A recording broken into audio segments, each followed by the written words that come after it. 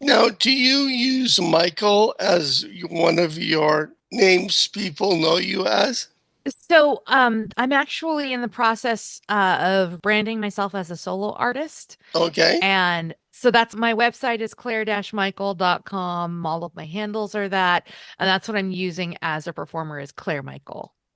Okay. And I remember one of your emails is that you worked in the costume shed as well as Merry Wives of Windsor. That's correct. Yeah, I started out in the costume department and then auditioned for the Merry Wives, did both for a couple of years and eventually just transitioned to just Merry Wives. Okay. What did you do at the costume shed?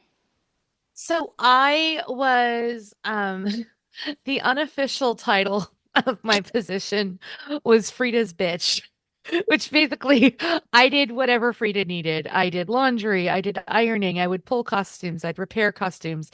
Sometimes repairing costumes entailed taking them apart and putting them back together, but more carefully. And sometimes it was taking them apart, realizing that half of this fabric is actually just threads held together with hope, and we need new pieces to put it back together correctly.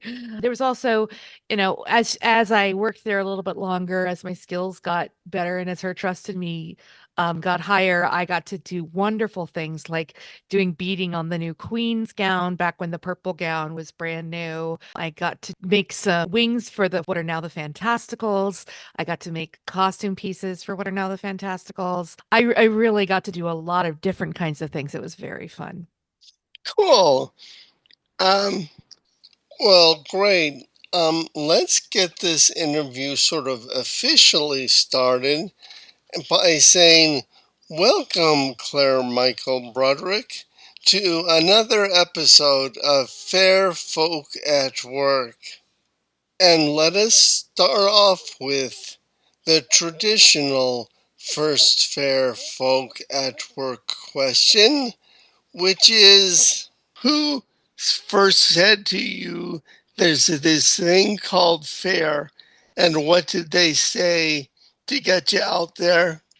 And then I'll follow that up with what was out there that kept you coming back, kind of thing. Sure. Well, so I started fair before I started fair. Back in 2002, I was seeing a young man whose entire family did Renaissance fair, but they did smaller fairs like Escondido, the Ojai Renaissance Fair. We had just started dating, and he's like, my mom and sister are going to go to Ojai for a Renaissance fair. Do you want to come? And I was like, sure. What's that? And he kind of explained, oh, well, it's basically like a big costume party where audience members come and we pretend to be like we're from the period and we do everything as close period accurate as possible. Obviously, we can't do it all perfectly, but it's a lot of fun. It's acting, it's reenactment, it's a social opportunity, and it's an opportunity to make people smile. And I was like, sign me up because I was a theater major. And that just sounded right up my alley. And of course, I had nothing to wear. So his mom, I was about her size. She had an older costume that she was like, "Here, Claire, this will fit you," because we were the same height. So I went and I had a fantastic time. I met some people that are still some of my best friends in the world, and I just kept going. And eventually, that young man and I did part ways. But I started dating another young man who was like, "Oh, you've done Renaissance Fair." And I said, "Yeah. Do you go to Northern or Southern?" And I was like, "Huh?" And he's like, wait a minute. Are you saying you've never been to the big fairs?" I'm like, are there big fairs?" And he's like, "Okay, I've got you. Come on." He actually worked as one of the stage managers, so he worked with management already. And so he went up to Frida and he's like, "All right, I know you and I don't always get along, but I am dating this girl. You are going to love her. She is so brilliant. She's so kind. And she already loves costuming and acting. And I think you'd really like her." And Frida's like, "All right, let me meet her." And I was immediately adopted. I became her adopted daughter like within 20 minutes. She was calling me Principesa because of course, she was Queen Zini, Queen Frida. I absolutely adored it. It was this magical place where, people came and they did it because they loved it. Nobody's doing Renaissance Fair to get rich. They're doing it because they love it and it's fun and you get to be with people who understand you on a level that a lot of people maybe don't otherwise. And I'd like to move the timeline back again and ask you, what was your previous theatrical experience before the fair? yeah, so I was a theater kid my whole life. I'm a theater kid of theater kids. My mom and dad were both they both did musicals in high school and choir in college, and they were both youth leaders in their church when they met, which meant basically that they sang songs with the teenagers. And so when I showed a little interest in music and in acting and performing, they kind of nurtured me my whole life. And so I did children's choir, I did musicals in high school, I did a lot of acting classes and dance classes, and then I got to college and I got into the theater department at UCLA. And that was where I went to school, and that was my major was theater. But I What do wasn't you majoring. remember from your pre fair life that stuck with you throughout your fair and subsequent life skills? Three things. Something one of my professors told me in one of my classes is that the only way to stop being intimidated is to stop being intimidated. And I found that that was true when it came to coming up with new performance opportunities in the street.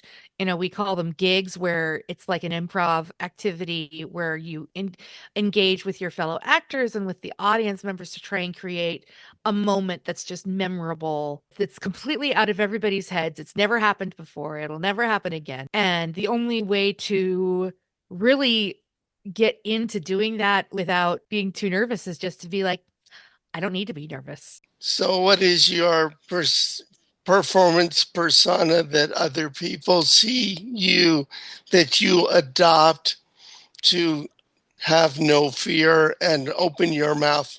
I really would consider it an exaggerated version of myself. Just a lot of bubbly, fun, come play with me energy, a lot more swagger than I have in my day-to-day life. I portray myself as a woman who is smart, capable, and completely unafraid to dive into whatever she's getting herself into. What is your typical come play with me remark you give to a stranger or a customer? So, one of the things that I like to do is I will find a place in the shade that a lot of people are passing in front of me, and I'll just watch. And I watch the crowd, and I'm looking for someone who maybe has dressed up a little bit because they look like they're wanting to play, or someone that just maybe looks like they want to play but don't know how. It's really more about catching the energy of the person of like, oh wow, looks really fun, but I don't know what to do. And then you remark on something that they have going on about their person. Like if they're eating a frozen banana, oh, that looks mighty tasty, milady. Are you sharing a bite with your lord there? Or if they've got a child with them, especially if they've got a child in a wagon or something. Ah, yes. Get the servants to push you around. There's a smart lad. There's not really a specific thing I say. It's about finding out where the patrons are and meeting them where they're at and saying, I see you. Do you see me? Come on, let's go play. Do you ever try the old salesman routine? Uh, my lord, my lady, I see you have a fine hat on fair, that kind of thing. So one of the things that I would do a lot when I was performing with the wives is we'd kind of stand in the street out in front of our stage trying to get people to come in. Right. Um, so one of the things that I would say is, um, and this is where I do actually have standard lines. If you are dressed like a pirate, you will love our show. If you are dressed like a Roman emperor, you will love our show. Or, yes, naughty ladies, come to the front. You get all the jokes. Or, beer for breakfast. You, sir, are within our target audience. Please, please come and sit down with us. If there was a large group of people in their 20s and 30s, all with some kind of beverage in their hands, all with some kind of fair purchases upon their person. You knew that they were here and they were here to play and they were here to have fun. So that's when I'd plant myself like a tree in front of the group, going, "You're not going anywhere." My lords and ladies, I see that you are looking for adventure this day. Would you not care to come and join us in our fine shade? Sit and listen to 12 lovely ladies singing songs of men and beer and what happens when you put the two together. Also, once I was frequently on stage while other wives were getting people to come and sit down. And so it was my job and whoever was doing the pre-show with me to get the audience to come forward. Yes, come closer, come closer. The closer you sit, the better our, and we'd lean over. Eyes look. We are talking about Merry Wives of Windsor. If somebody comes up to you and says, I want to do what you do, give me your, say, 20-second pitch for the Merry Wives of Windsor. Just to clarify, are you asking about people who want to join or people who want to start their own similar act? Because those are two different answers I Oh, would give. well, let's start first with somebody who wants to join your act, the Merry Wives. Absolutely. I would say I'm so glad you want to come play with us. We do hold auditions regularly. We are always looking for people who have strong musicality, are able to harmonize without too much struggle. Playing an instrument is a definite plus. Um, Playing well with others is a requirement, and we are always looking for anyone who presents female, who is of any color, shape, size, creed, and any kind, basically anyone that presents female and all voice types. What are you thinking internally as someone auditions for you? What are red flags or green flags that say this is going to be somebody who will work out or somebody not going to work out? One of the wonderful things about the wives, and also the thing that makes it a little sad, is that we do have musicality is our first and foremost thing that we look for. So there is a good number of people that either without having a good sense of pitch or being able to hold a harmony or a melody line while people are singing other parts around them, that kind of eliminate themselves. But once they've basically gotten past that hurdle, we're always looking for, will this person fit in the group?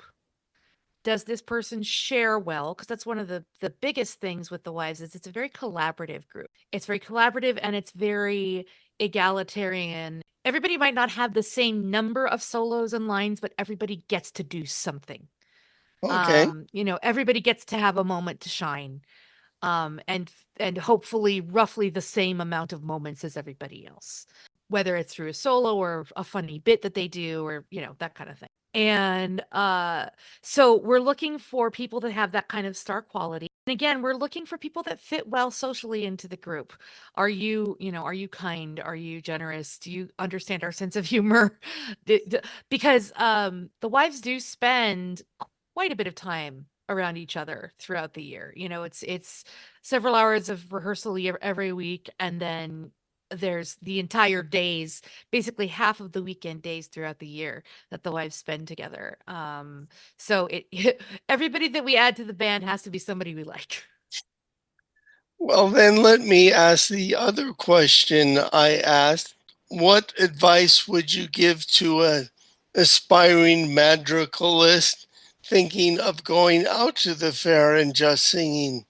What performance advice to be big or engage, look at people, that type of thing? So many of the madrigal people are very shy, and Absolutely. it's not a that you see them under the shade somewhere, singing very quietly, and people are just sort of walking by. What do you say to somebody like that to give them some more pizzazz, for want of a better term? Sure. If you're wanting to be more of a featured performer at fair, there are a couple of things you need to know. The first thing of which is that it's okay if you just want to be someone that is doing something for themselves, that is just doing something small. There's nothing wrong with that. There's absolutely a place for just standing in the shade and singing. And if somebody watches you, great. And if they don't, that's okay too. The second, though, is that if you are wanting to draw a crowd, you need three things. You need visibility. So you need to be, even if it's only 6 inches higher, you need to be standing on either like a little slope or a bench or something safe, obviously. But if you can get yourself a little bit of elevation, that's one. Two, and I know we all try to stay out of the sun, but a sunbeam hitting your face is like a spotlight catching the crowd. And then the third thing is just unapologetically take up the space that you take up and say, I deserve to be here. I have every right to add to this space and add my gifts to this space and share my gifts with the people around me.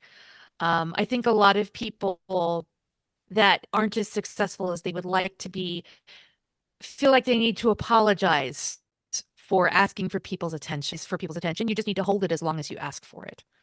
What is your advice for a newcomer who wants to do an entertaining show at fair but does not want to do the same three egg puns in a row that were once funny in rehearsal?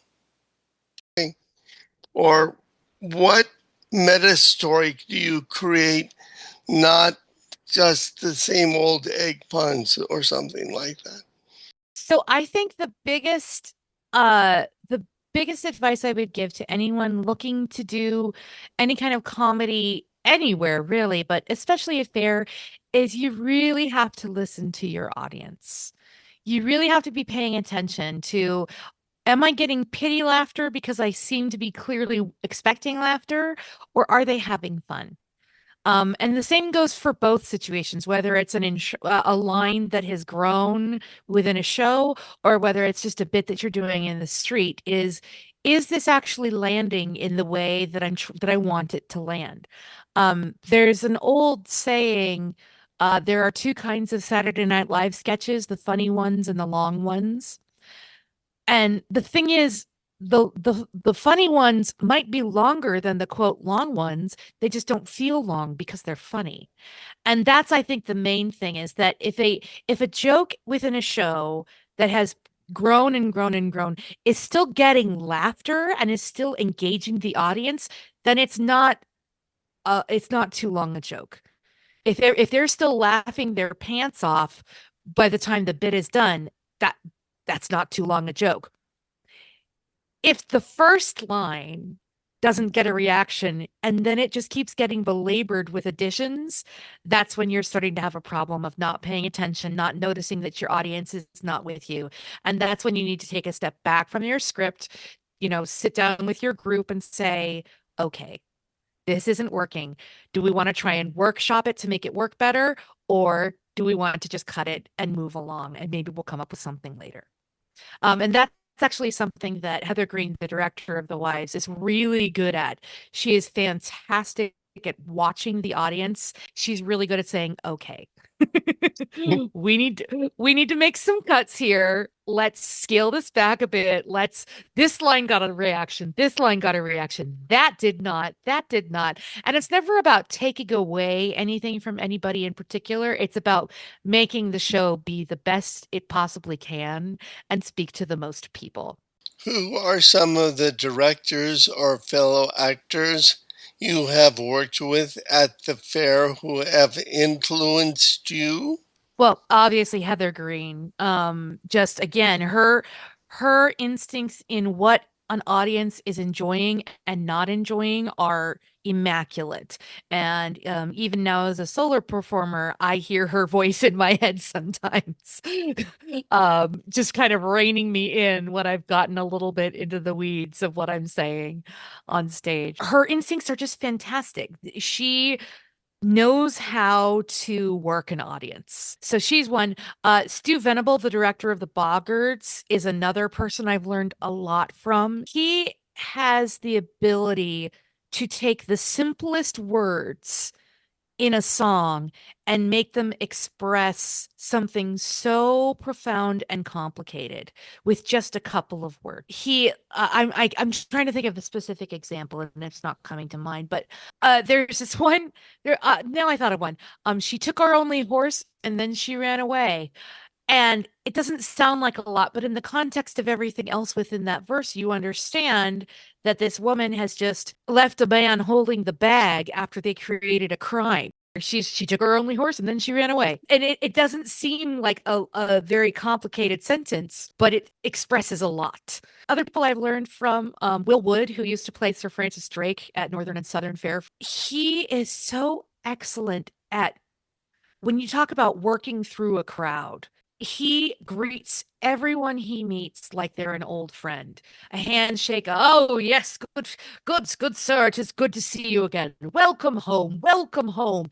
And he just keeps that energy through the entire time he's walking the streets or on stage. The only time you see him not doing that is that he's no longer Sir Francis Drake. You want to talk about keeping the energy going. He's a master class in that. So those are some of the people I've learned from.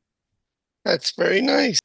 What do you do as a member of a musical ensemble to sort of be a good team player, but at the same time make sure you shine as a performer? So when you're working with an ensemble, it's an important balancing act of this is my moment and I can draw focus and I can improve on the focus on me versus this is their moment and I'm going to make them the most interesting person in the entire world so that anybody who was paying attention to me is now paying attention to them. And that not only helps the show continue to be interesting for everyone, because when you're in an ensemble, you're not the main focus all the time. But it also helps to increase your rapport with an audience because the audience goes, "Oh, they're not stealing focus while it's not their time to be focused on. That makes me like them better." And then when you do turn back to the audience and say, "Okay, it's my turn," they're ready to look at you. They're ready to be receptive to what you have to offer. The other thing that I do is when it is my time to shine, anybody who's already paying close attention to me, because you can always kind of see in your peripheral vision who you've got. And I make it a point to try and acknowledge everyone, even if it's just with a little bit of eye contact or a little wink or a nod that I know has been paying attention and focusing on me. Because what that does is they then feel included. And then they get the people around them, they're having fun. So the people around them are having fun. And then the people around that whole group start having fun. And it's just this kind of ripple effect. You reinvested the people who are already invested in you, and that energy just grows and grows and grows until the whole audience is just right there with you. Oh, I forgot. A person we've both worked with in ensemble acting is Laura Gregory. Things I like that. love Laura, yes. Laura is very, very talented. Oh, she's so talented. She's another one where she knows what the audience is doing. Right. Yeah. And she is willing to change things or make things better. Yes. Always right. Like that's one of the things I loved because she was in the Wives for a few years as well. Um, and she was always ready to try something new to make the show better. Like 100%. Like let's try this. She is always willing to bring a new idea in and equally sort of reject it. And this is something I've talked about with Mark in that a lot of times with amateur, not so much married wives, but they tend to know one way to do things and that they are very reluctant to try other ways because they don't have in their musical tool chest ways to do different things. And so one of the main stumbling blocks in acts like, well, I'm going to say anyone but Merry Wives of Windsor, is that sense of having the musicianship in addition to the theatricality. Absolutely.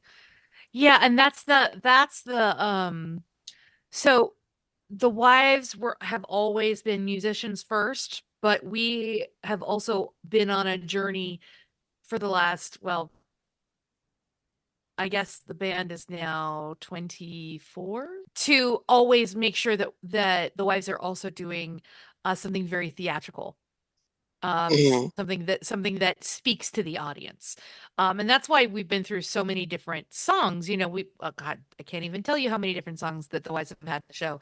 But there's a whole file folder I have of songs that I've written for the wives that we've sung twice because we sang them once or twice, and both times they went over like a lead balloon because we're always willing to try something, and sometimes we know that we're not gonna it's not working.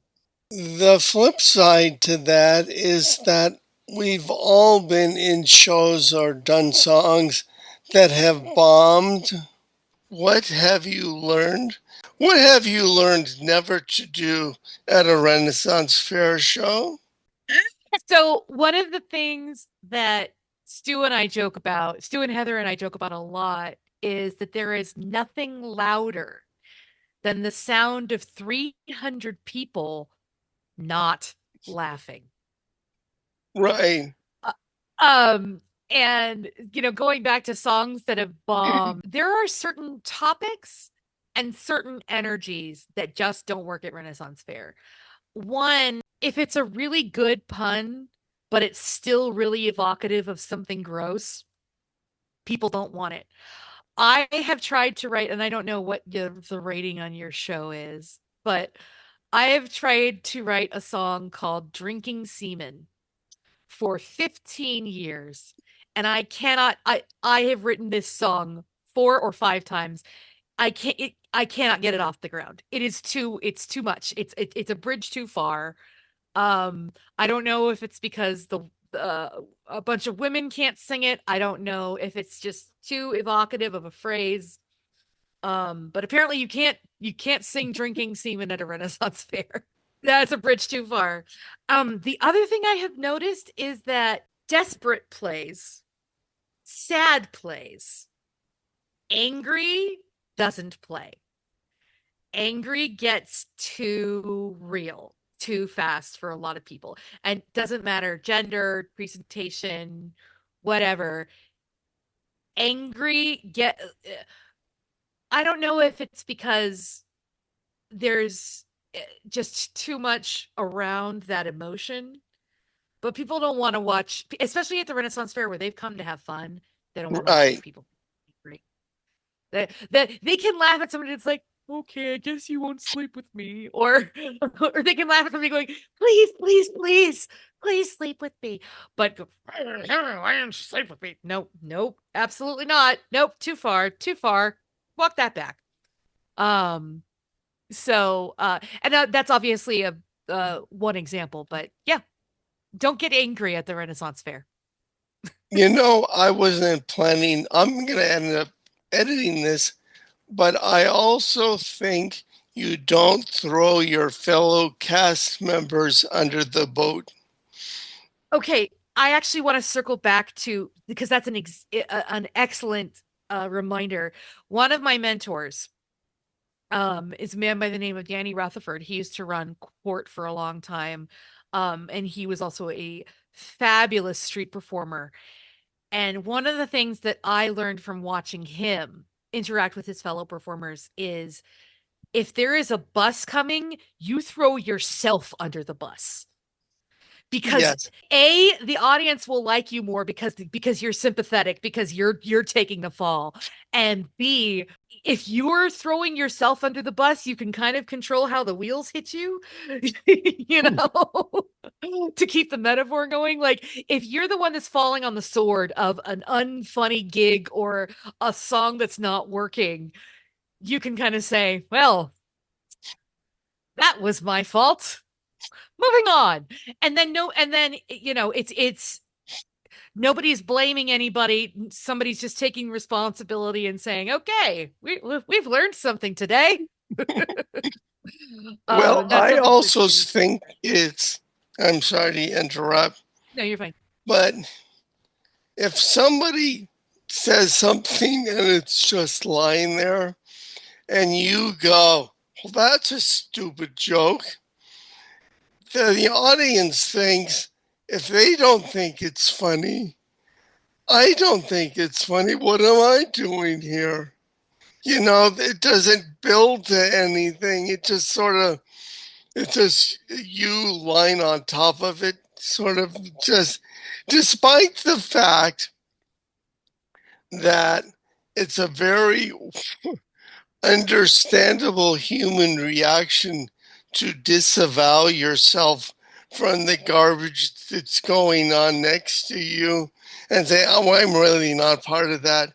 You have Right. to be committed to, they're my friends. Right, And right. exactly. Well, and I, honestly, that's one of the things that I've started adapting when I try for a joke that doesn't work on stage is hold out my hand like I'm writing in a book and I'll be like, never tell that joke again. yes, exactly.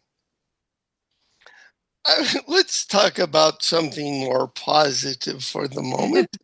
Sure. This is not what are your favorite songs, but what songs do you sing that give you the most joy? When you see the title of the song on the set list, you go, oh, that's going to be fun to sing. Gosh, that's a tough one. Uh let's see. It depends. I mean, if we are doing mostly stage shows where we're doing our funny repertoire, um, I love it when we bring back songs that we don't do very often, like Caviar. Is a song. Do you know that one? No, I maybe in my post-stroke existence, I don't recall it. um, uh, it's a there's a lot of songs that the wives have done that are uh what shall we say, naughty but not dirty. Hmm. Um, so things like Caviar, Seven Drunken Nights, oh gosh, what's another one that we they don't do as much? Moonshiner, things where they're suggestive and they hint at things, but they're not quite as overt. It's not that I don't enjoy the overt stuff, it's just that we have less of an opportunity to do it. So I'd say yeah, anything that uh is less done um tends to be more fun just because the songs that I've done a lot. So I love it when I have an opportunity to sing something that doesn't get as much love, but that I know that the audience will love it once they hear it. Okay. What would you suggest? We're going back to the aspiring madrigal group. What songs would you say they should sing and why? Or what is a 5 song set of an aspiring madrigal group at the Renaissance Fair? When you say magical group, do you mean like a comedy group or My instinct is to go comedy, but you can answer it any way you like.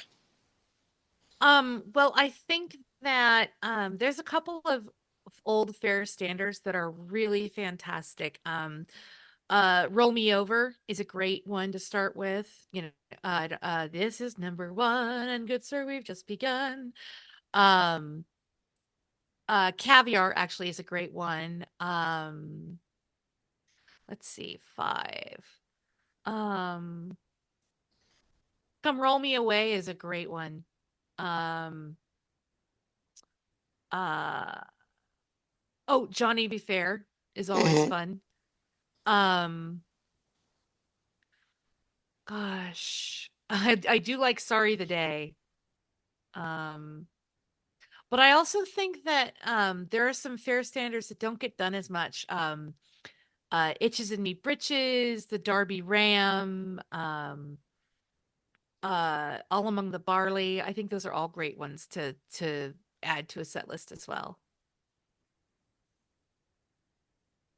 You talked about sort of the line between naughty and nice. Hmm. Another line that musicians slash madrigal groups have is being period and being accessible to a modern audience. What for you is that line, and can you recognize it when you hear it? Absolutely. And that's actually a conversation that is ongoing between basically every fair band that I know of where is the line between this is no longer a period song and uh basically how do you how where do you find that balance? And the I would say that the biggest thing is if you're writing an original song, you're really limited to a four chord structure. 1, 4, 5, 6. You're limited in your language. Your language has to be language and references have to be to something that's period. Um, and the there has to be some kind of hook that the audience can get to. Um, in terms of period music versus not period music, actual music of the Renaissance period is not very accessible to audiences that are not looking to sit down and watch an actual classical music performance.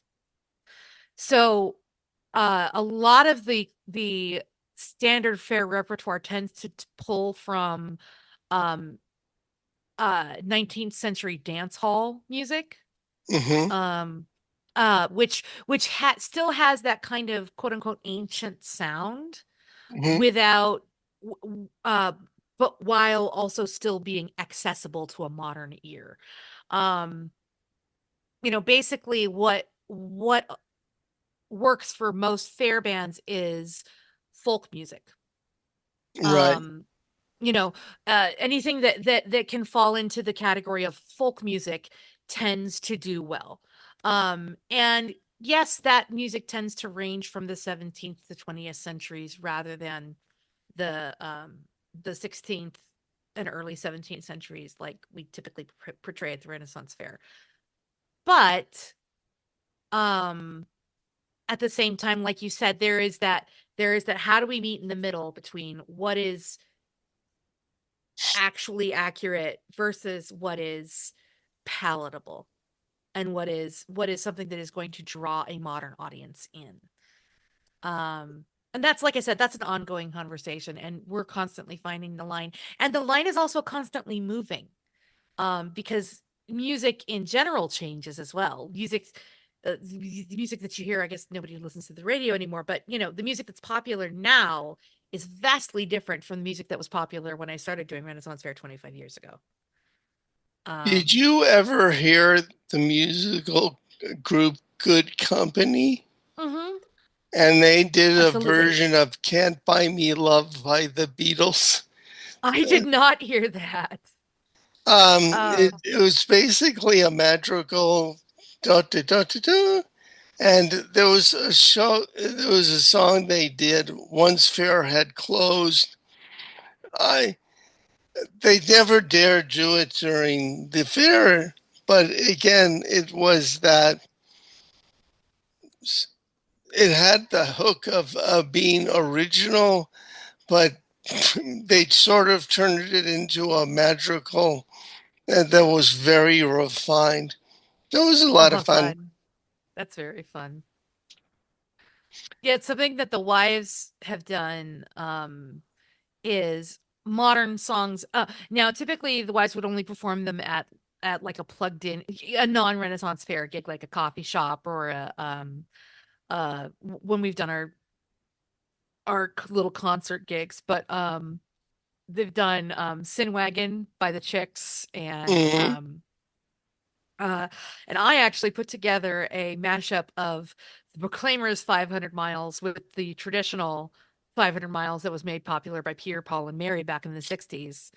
Um and which is again wildly not period, but uh yeah, finding the ways to do those kinds of songs in a way that is not offensive to a Renaissance fair purist is another fun line to walk.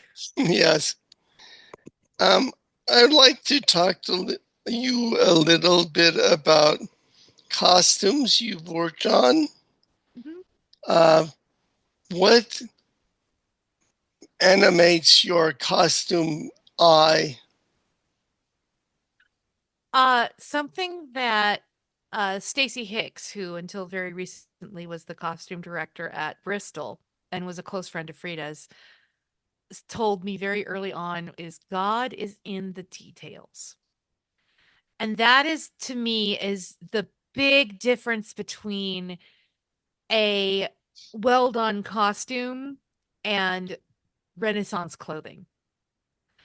Um, because if you've put together the shape and the shape and the form and you've gotten the right fabrics and you've gotten the seams down and everything, that's a well put together costume.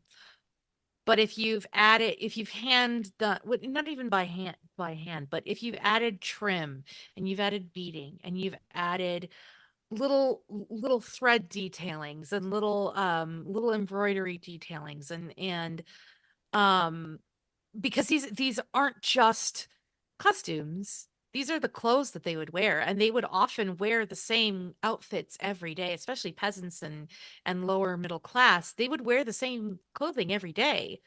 And so they would just accumulate little details and touches. That's why you see people that have pins and pins and pins all over their bodies because that's how people would be during the period.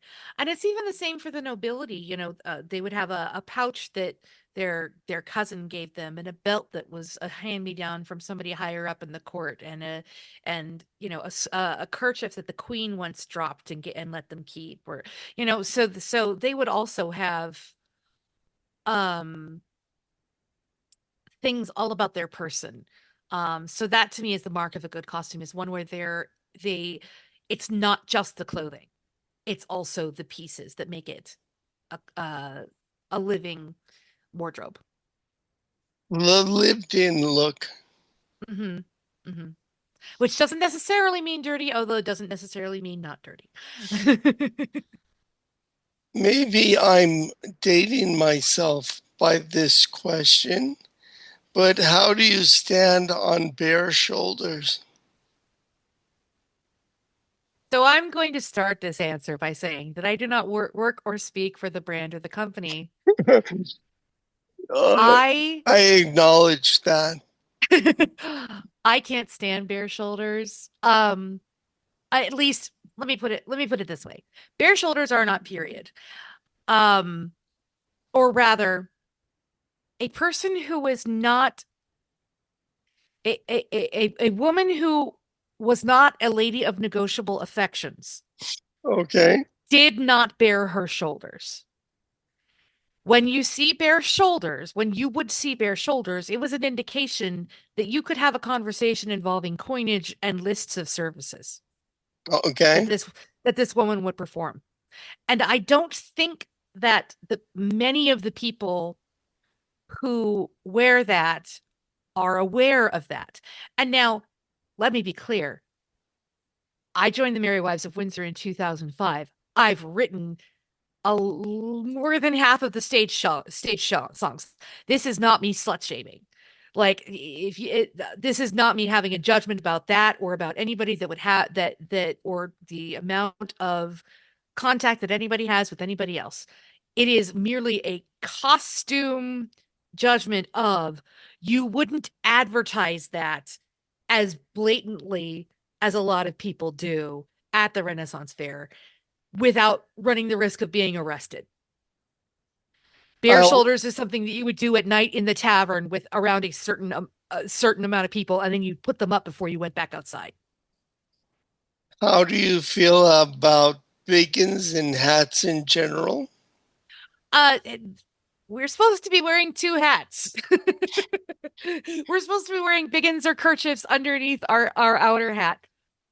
Um, Now, granted, the Northern and Southern fairs both are market fairs, and they're portraying a period of time where the queen has come to this town that where she does not live, and it is an unusual day. And so people would be dressed up in their finery. And so having, wearing one's hair down with a garland or, styled and free with some kind of with some kind of hair accessory to show that they are um marking the occasion with their choices, that is completely acceptable. But again, that also kind of shies away from the bare shoulders again. Um, I want to give you the presumably you thought of things to say. I would like to give you a time now to say those stories of your past that you. Oh, actually, before I get into that, um, have you ever worked on a queen's outfit? I have. So actually, one of the things that I was responsible for in while I was working for Frida, it started out with actually being repairs to the Queen's costume. I would look over uh well, basically after each weekend I would take her laundry, which she'd always her shirts, her bloomers, her socks, all of those things would get washed every time they were worn, as well as like her ruffs, her uh basically anything that touched her skin. Mm-hmm. Those would be washed and maintained by the company, which frequently included also, very delicate pressing work. Like we would take a curling iron to straighten curling iron and spray starch to straighten the lace at the end of the ruffs for the queen. Um, and then and of course, the shirts were pressed, the trews were pressed, everything was pressed. The other thing we would do is we would take a look at the, skirt sleeve, bodice sleeves, four-part corset, everything, farthingale, to make sure that no repairs were needed. Checking over, especially stress points in the farthingale, see if the bones are peeking out, and the corset, and then on the outers, which is what we referred to the pieces that were actually seen by the eye. Those were we would go over the beads. Has anything come off? Has anything been damaged that needs to be replaced? Does anything need to be polished or retouched? Are any of the threads starting to get bare? Or any of the seams pulling, especially at the stress points, like around the shoulders or where sleeves would connect to the shoulders? A couple of times a season, we would take all of the beads and everything off of the dress, off of the pieces, have those pieces dry cleaned, and then put them all back on where they were supposed to go. My last season in the costume shop, Frida actually made a new dress for the queen, and the queen at the time, the actress's name, it wasn't my last season, but anyway, the actress's name was Gay Lynn. Beautiful Italian silk gown, purple and gold. Christina, actually, I think all of the queens since have worn it. Christina wears it quite a bit, and this beautiful like cotton velvet with a gorgeously high pile. And I did every single bead on that dress. Every single bead and all of the trim.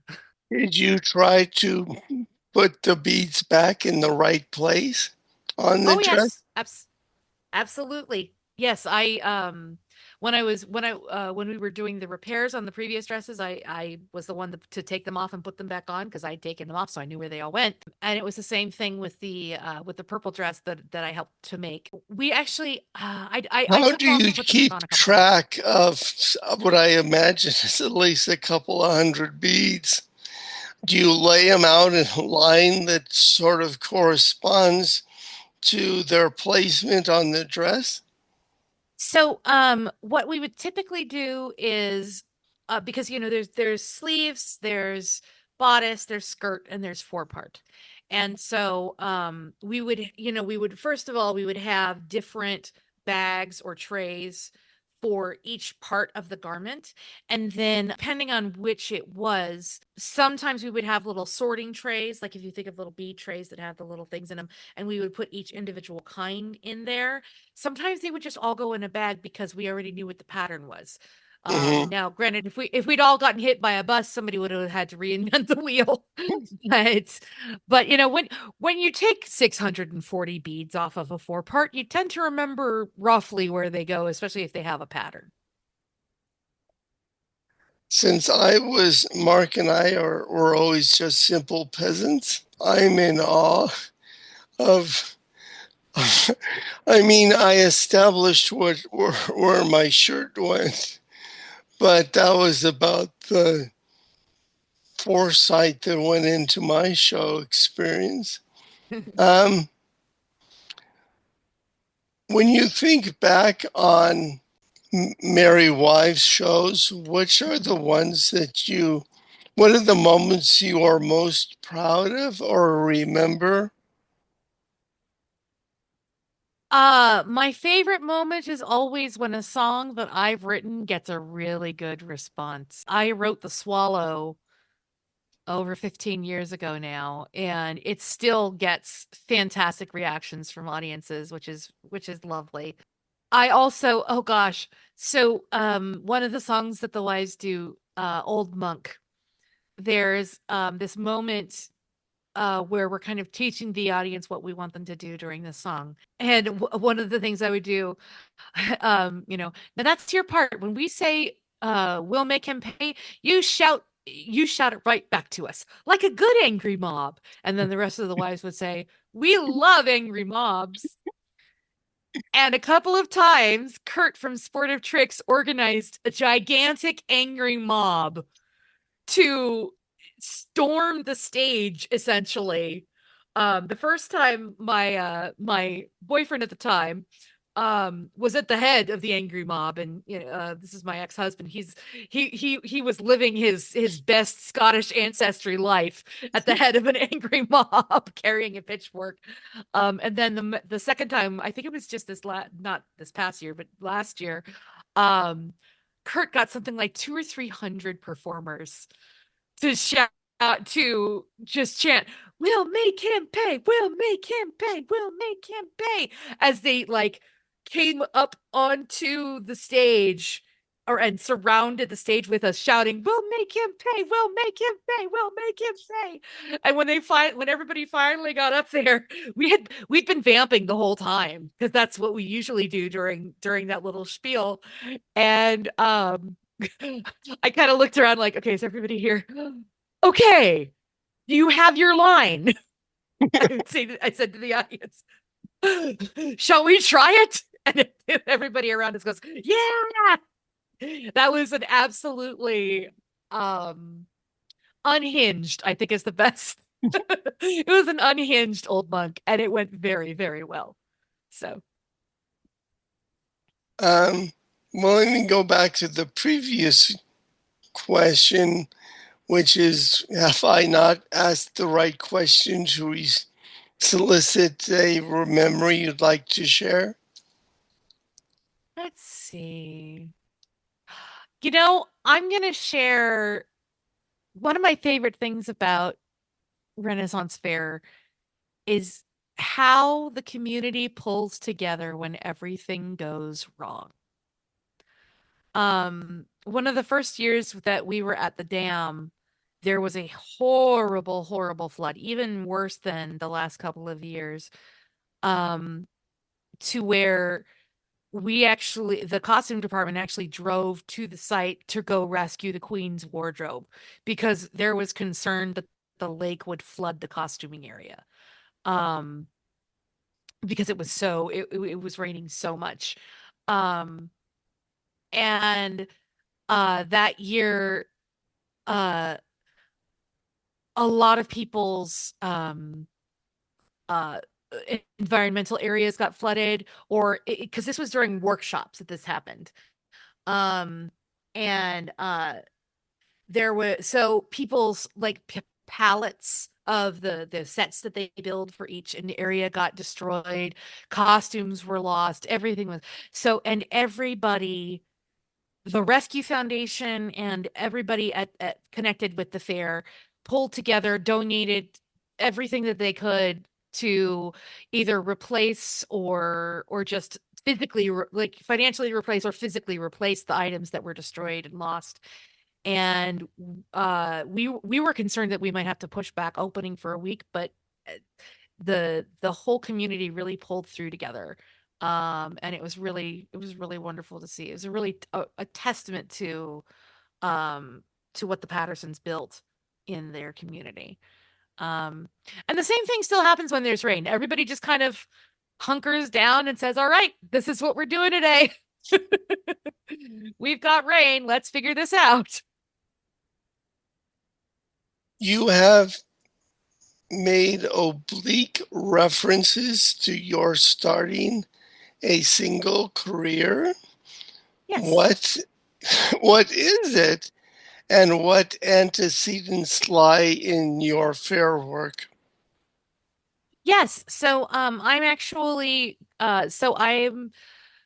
playing several Renaissance fairs as the Bard Claire Michael. I'll be at San Luis Obispo Renaissance Fair this July, and I'll also be at Northern California Renaissance Fair for the entire run. And I am basically playing as uh as a traveling bard. Um, in both instances, I am basically being hired as environmental fill-in, and I'm going to be doing a lot of those songs that I mentioned earlier that I don't always get to do. So a lot of less bright and brassy stage songs, although there will be some of those, and a lot more of the quiet, fun folk tunes and ballads that we all love, and a lot of the music that really got us into Renaissance fair music, which is a lot easier to support with one person than with 5 to 12. Because then the $20 you get in tips all goes to one person instead of splitting $20 among 12. And you get a Um, nickel. yeah, exactly, exactly. So instead I get all the nickels. So You have a and website or one of those type of newfangled I have ways of many communicating your music? I I have many newfangled ways. You can find me wherever you stream music, be it Spotify, iTunes, Amazon, whatever, at Claire-Michael. Um, Claire spelled like Danes, Michael spelled like Kane. Um, and I am also, my website is claire-michael.com, where you can learn a little bit more about me and buy my merchandise if you are so inclined. And there's also links to all of my social media there as well. I'm pretty much Claire-Michael on everything. Um, so uh the only thing I haven't upgraded is X, but that's because I haven't gone on X in 3 years, and I'm not trying to remember my password now. Okay. Yes, you are not alone in that mental Yes. calculation. Yes. Um, well, I think I'm running out of words to say. As am I. I've had a lot of fun. I'm so glad. I've had a great time. Thank you so much for having me on the show. You bet. And like I said, I will then take out all these ums and ahs and long pauses and send that back to you. And you'll say yes, no, or maybe I never remember who you were. And it's been a lot of fun. Yeah, absolutely. Thank you so much. Thank you. And I push the stop recording button. Let's see, this is